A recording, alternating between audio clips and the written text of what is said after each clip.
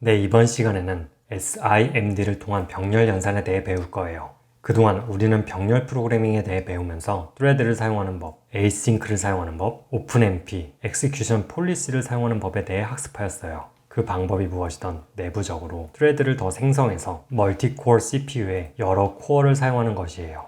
여러 개의 코어를 사용하기 때문에 force sharing과 같은 동기화 문제가 일어나기도 하는 것이고요.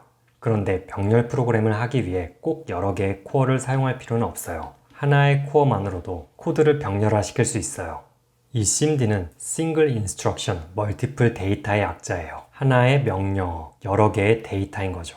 쉽게 말해서 일반적인 연산이 하나의 floating number, 다른 하나의 floating number, 그리고 더하기 instruction 이런 식으로 동작을 한다면 SIMD 같은 경우는 floating vector, 또 다른 floating vector, 그리고 하나의 instruction 이런 식으로 동작해요. 이 벡터의 크기는 지원 CPU에 따라 128비트, 256비트, 512비트가 되기도 해요. 이 SIMD 명령어는 CPU마다 달라요. 당연히 인텔 계열과 ARM 계열의 인트린직은 다를 수밖에 없어요. ARM 인트린직 같은 경우는 이곳에서 검색 가능해요.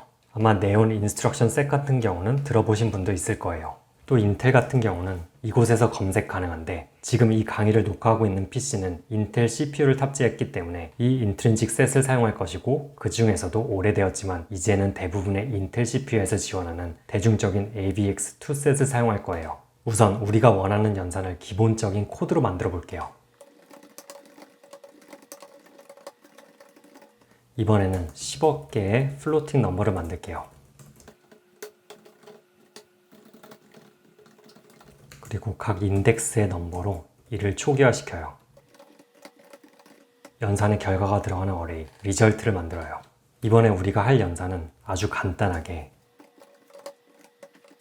각 인덱스에 7을 곱해서 리절트에 넣는 거예요. 이 계산이 제대로 연산이 되었는지를 확인하기 위해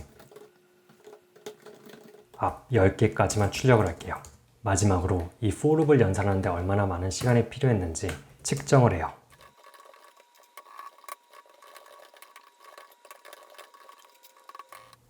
왼쪽의 코드를 빌드해서 실행하면 올바른 연산 결과와 함께 해당 for loop이 5.8초가 걸렸다고 알려줘요. 이제 이 왼쪽의 코드를 SIMD 방식으로 바꿔볼게요. SIMD라고 하면 하나의 인스트럭션과 여러 개의 데이터가 필요해요.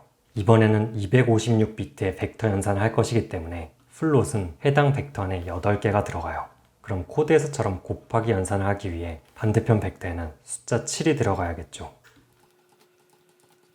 이를 코드로 나타내면 인트리직 함수가 들어있는 헤더 파일을 추가한 뒤 이 7777이 들어있는 벡터 베리어블을 만들어요.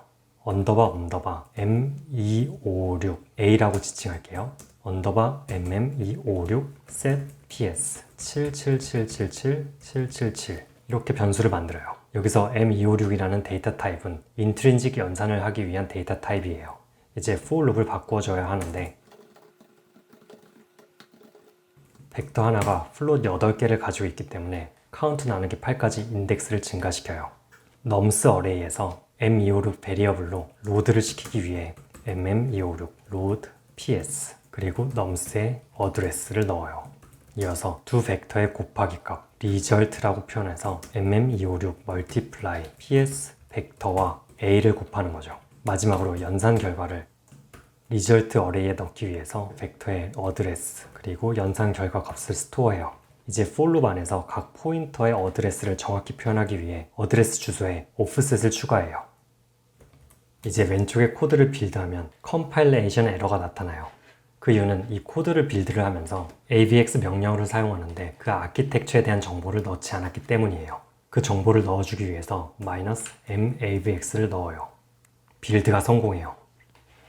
여기서 GCC 매뉴얼을 보시면 -m 옵션에 대한 내용이 나와요. 여기 옵션 설명에서처럼 AVX를 넣는 것 뿐만이 아니라 인텔의 아키텍처들, 타이거 레이크나 엘더 레이크를 넣는 것도 가능해요.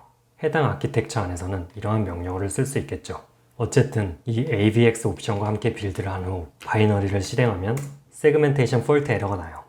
데이터를 로드와 스토어를 할 때 그 메모리의 주소가 얼라인 돼야 하기 때문이에요. 그를 위해서 벡터가 아닌 C 스타일의 Aligned Allocation을 사용할 거예요.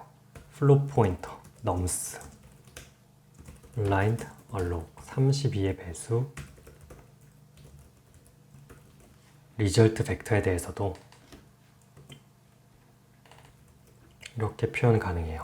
코드가 점점 복잡해지는데 인트린직을 사용하기 위해서는 어쩔 수 없어요. 이제 스토어 로드 부분은 조금 더 간단하게 이렇게 넣어주면 돼요.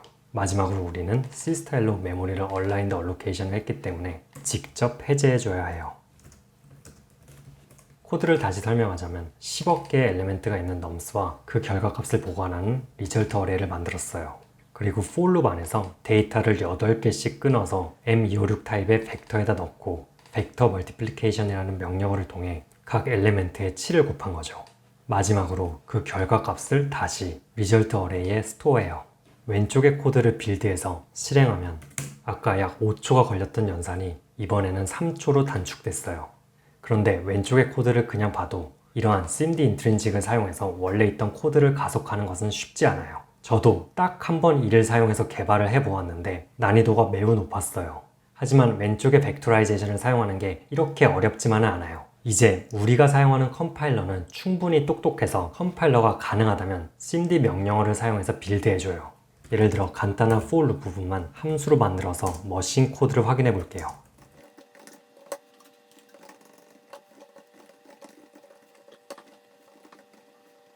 왼쪽 C++ 코드에 대한 머신 코드는 오른쪽에 나타나요. 지금은 옵티마이제이션이 꺼져 있는 거고 최적화 레벨을 3으로 올린다면 벌써 XMM 레지스터와 같은 SIMD 레지스터가 머신 코드에 나와요.